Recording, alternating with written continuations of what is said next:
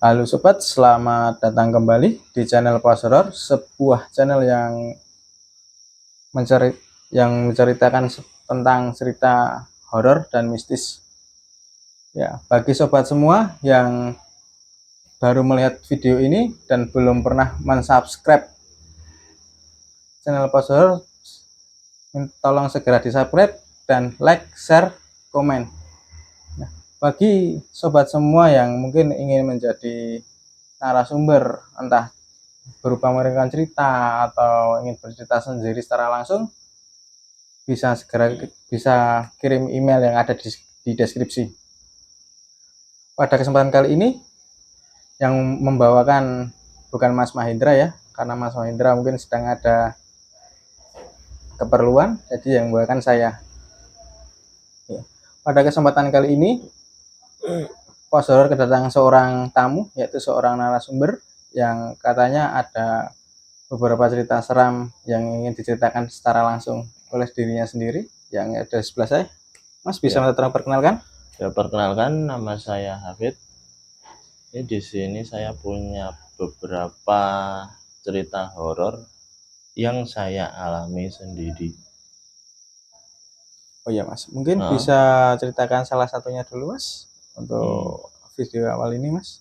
Ya, yang pertama itu saat perjalanan saya dari Semarang ke Solo. Oh itu berarti nih Mas ya, di Semarangnya cuma main ya Mas ya? Mbak, Semarangnya ada acara di Ke Semarang. tempat teman atau saudara Mas? Ke tempat keluarga yang ada di gitu. Semarang. Saudara ya Mas ya berarti Saudara Mas ya? ya. Itu pas perjalanan pulang, nah saya menjadwalkan pulang itu biasanya habis subuh, jadi masuk Solo itu masih terang, masih siang lah. Nah pas saat itu nggak tahu kenapa di sana malah ada acara. Acara dadakan gitu Mas? Acara dadakan itu sampai jam 3 sore baru selesai acara. Nah berhubung masih jam 3 sore, saya pikir alah, dari Semarang sampai Solo masih aman lah, masih siang. Itu saya bernekat pulang ke Solo. Itu posisinya itu kena hujan 2 kali. Itu di area Ungaran sampai Bawen itu kena hujan angin. Setelah itu dari Bawen Solotigo itu terang, terus dari Solotigo Ampel itu hujan lagi, hujan ya angin lagi lah, hujan angin sampai Ampel. Jadi masuk area Solonya udah gelap. Berarti udah menjelang maghrib ya Mas ya? Udah habis maghrib. Habis maghrib malah? Habis maghrib baru masuk Solo. Berarti jam 6-an ya Mas ya? Jam 6, jam 7-an baru masuk Solo. Lah kejadian horornya itu saya posisi dari Boyolali menuju Solo, menuju itu di area Boyolali sana lah, jalan utama Boyolali. Nah itu kejadiannya itu saya mau nyelip trailer. Mau mendahului ya Mas ya? Mendahului trailer. Saya udah posisi di kanan trailer, di belakang tapi posisi kanan. Terus saya kan trailernya itu posisi di tengah-tengah antara kanan sama kiri. Terus saya posisi di kanan. Saya dim, dikasih jalan sama sopir trailernya ngambil kiri, saya ambil kanan. Lah saya dim itu kalau ada orang mungkin saya tidak mendahului. Itu dim itu aneh Mas ya? lampu jauh itu yang beri isyarat itu ya Mas lampu ya? isyarat itu mungkin kalau ada orang saya nggak jadi mendahului. Nah itu posisi kosong, saya mendahului dengan kecepatan antara 60-70-an posisi waktu itu. Lumayan agak kencang juga ya Mas ya? Agak kencang posisi maghrib. Nah pas saya di tengah-tengah itu ada sesosok seperti orang tua, itu cuman pakai sarung, yang atasnya nggak pakai baju, cuman sarungan tok. Oh berarti telanjang dada ya Mas pakai sarung ya? Itu kan kalau didim dari jauh kemungkinan kelihatan posisi di tengah jalan ada median jalannya. Nah itu nggak ada orang, saya mendahului sampai tengah-tengah. Ada sosok itu pas di kanan saya sama kendaraan saya, mungkin 1 jengkal lah dari kendaraan saya. Pas itu saya kaget, beneran kaget, bener-bener kaget. Oh, pada itu berarti Mas Hafid sedang ya apa hampir menabrak ya Mas ya? Hampir menabrak. Kalau itu orang mungkin nggak tahu nanti jadinya kayak apa. Soalnya kiri saya trailer. Iya, iya. Nah pas posisi mendahului, kok tahu-tahu di kanan ada orang itu. Setelah lepas kepala trailer, lepas dari bodi trailer itu, saya lihat spion kanan, kok orangnya ndak ada. Tidak ada sama sekali ndak ya Mas ada ya. sama sekali, Bekasnya pun jejaknya ndak ada, orangnya ndak ada. Nah itu sama istri saya mau puter balik, penasaran. Soalnya untuk kalau mengecek sekali lagi ya Mas ya. sekali lagi kalau beneran orang, mungkin mau tak peringati atau gimana, bahaya soalnya. Oh iya Mas, itu pas waktu mendahului kan Masnya sudah di samping trailer itu ya, truk trailer itu. Nah itu truk trailernya itu nggak ngasih kode atau apa-apa gitu, ada yang mau nyebrang? Nggak ada, beneran nggak ada. Oh berarti kalau ada pun dia pasti sen kanan, aku nggak jadi ambil. Itu berarti kemungkinan gaib nyebrang ya Mas ya. Ya trailernya langsung kasih sen kiri, aku langsung ambil kanan. Tuh makanya tahu-tahu kaget itu posisinya. Loh, cerita langsung merinding. Tuh. Wah, itu pengalaman. Itu saya berhenti di mana itu pertigaan Pengging.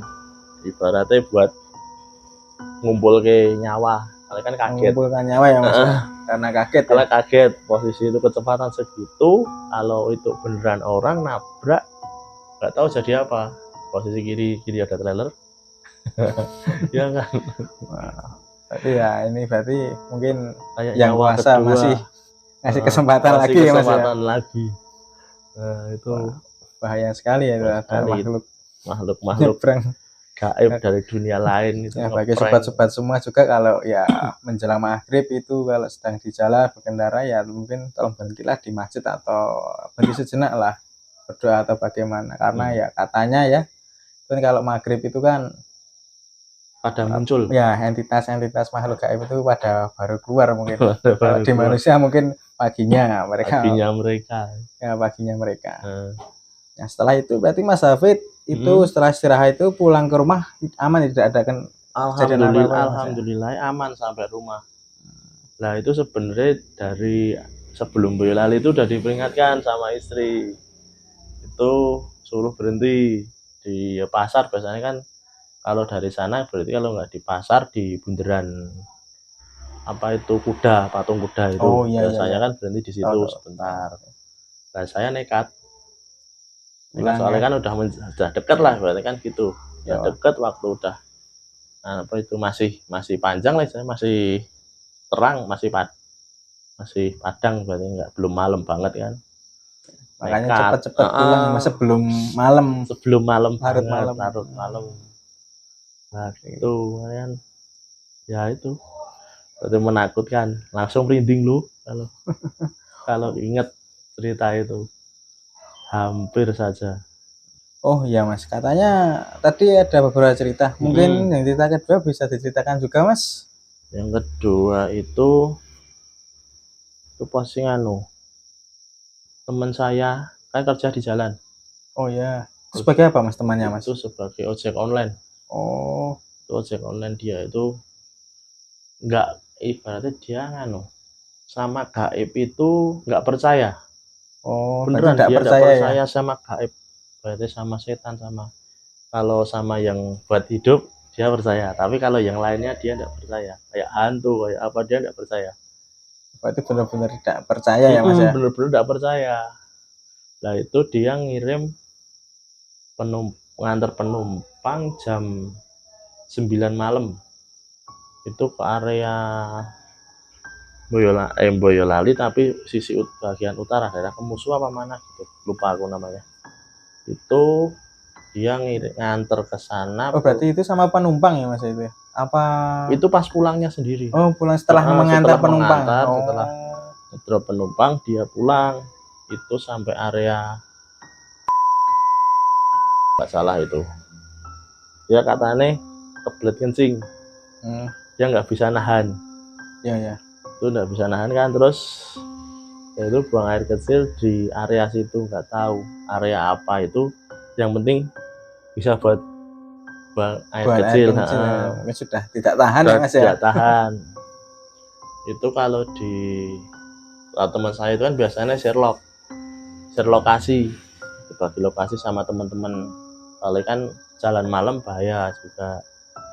Nah itu kok di share lokasi itu dia cuman muter. Oh itu berarti waktunya udah dini hari apa tengah malam Mas itu? Itu dari sana jam 10-an. Oh jam berarti 10 hampir malam. menjelang tengah malam ya Mas ya? Hampir menjelang tengah malam. Itu di share lokasi itu kok muternya cuman daerah situ tok. Oh di GPS-nya gitu, muter-muter GPS gitu kayak GPS error gitu ya? Kalau GPS error cuman muter titiknya. Itu orangnya maju mundur cuman gitu tok. Terus tahu-tahu dia WA, ini kok saya nggak sampai, cuman muter di daerah sini tok. Lah sama temen yang satu nih dari Molong itu suruh berhenti dulu. Kamu berhenti dulu aja di situ. Terus itu lewat chat WA tadi ya Mas ya? Lewat chat WA, kamu berhenti aja dulu di situ, jangan gerak gitu kan. Terus didatengin temen dari Gemolong. Oh disamperin Tadi, terus suruh berhenti. setelah disamperin tadi ya Mas ya? Dari Gemolong ya berarti Mas? Dari Gemolong tadi disuruh berhenti dulu, suruh minum-minum dulu di daerah di situ. Terus setelah itu ditanyain, kok tadi muter-muter di situ ngapain? Terus jawabnya dengan santainya. Oh berarti itu yang teman dari Gemolong udah sampai ya? Udah sampai di situ. Terus ditanyain itu, kenapa tadi kok muter-muter? Jawabannya dengan enaknya, tadi jalannya cuman ini tok, aku nggak sampai-sampai kok. Setelah maju kok tahu-tahu di sini lagi, maju tahu-tahu di sini lagi. Oh berarti dibuat bingung gitu ya Mas ya? Dibuat bingung. Terus pas jenenge itu cari angkringan dulu daerah situ buat berhenti, ya agak lama lah di situ. Itu katanya orang yang penjual angkringan itu juga kaget, loh Mas tadi kok setelah dari sana putar balik lagi, terus kembali sana lagi, putar balik lagi. Oh penjualnya itu juga heran ya lihat. Juga heran, juga lihat. Padahal posisi situ jalan rame. Dia kayak katanya itu sepi ya kayaknya. Sepi, nggak ada orang. Jadi dia kayak putar balik dengan santainya gitu. Nah, terbalik itu sama penjual angkringannya juga kaget, bingung juga ya Mas ya, juga ngelihat itu kurang mundar-mandir aja, mundar-mandir ojek online nggak tahu nyari apa, posisi jalan rame kok cuman mutar-mutar di situ, nggak tanya orang. Udah diwawancarai ternyata itu jalannya sepi, nggak ada orang. Tahu-tahu aku sampai sini lagi, setelah maju sampai sini lagi, itu nggak bisa balik. Lah setelah itu dicari tahu sama temennya dari Gemolong, ditanya-tanya, terus ternyata habis kencing. Oh kencing sembarangan tadi ya Mas ya? Katanya itu kencing di tempat apa Mas, seperti apa itu? Kalau yang orang sana bilang seperti punden. Itu tempat yang dikeramatkan. Oh berarti kayak tempat pemujaan gitu ya Mas ya? Tempat pemujaan, kan nggak tahu malam-malam. Ya. Tanya orang nggak kelihatan ya Mas ya? Tanya angkringan situ, ternyata itu punden yang dikencingin. Oh berarti mungkin penunggunya di sana marah, nggak terima ya Mas ya? Dikencingin.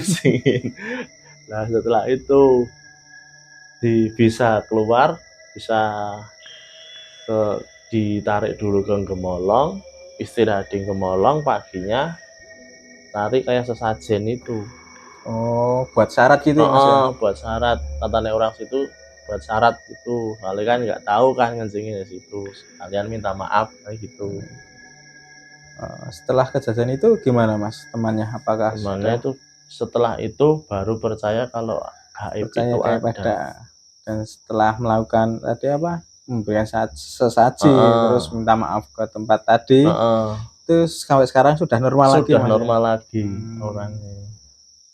Ini gaib itu ibaratnya gitu, barang nggak kelihatan tapi ada tuh. Ya emang gaib itu emang ada ya Mas ya. Ya istilahnya untuk sekarang itu yang percaya ya silahkan, kalau yang nggak Kalau percaya saya ya ya monggo. tidak apa-apa. Jadi yang untuk yang percaya ya jangan terlalu memaksa mungkin. Ya Kalau mungkin yang orang tidak percaya mungkin karena belum pernah mengalami. lah, Nah, seperti itu ya Mas ya mungkin ya. iya, Oke. Mungkin cukup untuk episode kali ini, dan saya ingatkan lagi untuk teman-teman yang sobat semua yang ingin menjadi narasumber atau ingin sekedar mengirimkan cerita, mungkin bisa kirim ke email atau DM ke Instagram. Dan katanya Mas Habib juga masih ada satu cerita lagi ya Mas ya. iya Mungkin masih, bisa untuk episode selanjutnya Mas ya. masih Mungkin ada lagi. bagi sobat yang ingin penasaran, mungkin ingin mendengar cerita dari Mas Habib lagi, sepertinya menarik juga ya.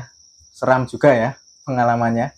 Terutama yang tadi yang mau menabrak yang nggak kelihatan transit yang ada, terus temannya Mas Habib tadi juga dibuat bingung Buat bingung. di suatu tempat. Nah, mungkin cukup kali ini, dan saya ingatkan juga untuk teman jangan lupa untuk mensubscribe, like, komen, dan share. Dan saya ucapkan terima kasih kembali ke episode kali ini. Sampai jumpa.